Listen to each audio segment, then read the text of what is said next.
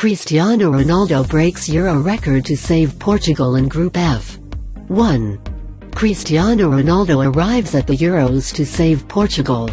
Rumors of Cristiano Ronaldo's demise were premature. Heavily criticized around the world for his petulant comments after drawing 1-1 with Iceland, taunted and jeered when ineffectual against Austria, Portugal's captain issued a devastating response.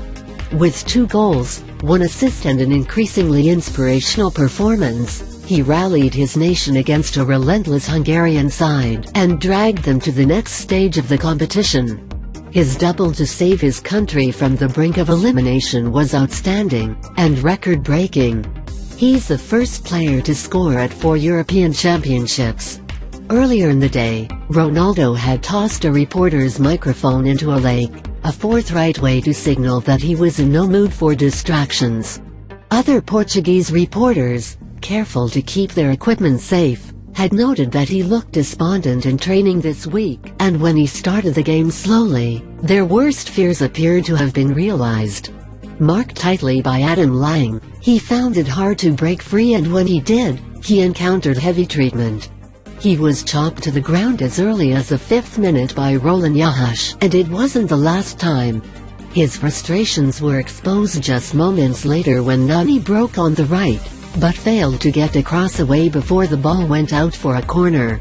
Ronaldo was furious, spinning on the spot and roaring with rage. Free kicks were, once again, a sore point. His first was driven into the shin pads of the Hungarian wall. The second was better, but well saved by Gabor Kiraly. The third was simply high and wide. But then came the light bulb moment. Instead of trying to do everything on his own, Ronaldo slipped a perfectly weighted ball through to Nani, who redeemed himself by driving it past Kiraly at the near post. In that instant, Ronaldo seemed to be renewed. And how his country needed him. Trailing 2-1 in the early stage of the second half, João Mario burst down the right flank and curled in a low cross. The ball fizzed in at pace, but at a less than helpful angle. No matter. Ronaldo flicked it behind his standing leg into the bottom corner. It was an astonishing goal. Hungary, pugnacious and unwilling to accept a role as supporting actors, responded and regained the lead.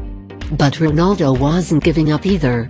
When Ricardo Quaresma joined the fray, it didn't take him long to make an impression. His cross from the left was perfect. Ronaldo's leap was supernatural. His deft header drew the scores level. Ronaldo is back. 2. Portugal survive but have problems.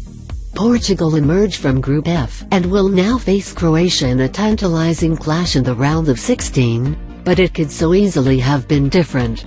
There are problems in this team, a vulnerability that could have cost them dearly. They cannot expect to go much further in this sort of shape.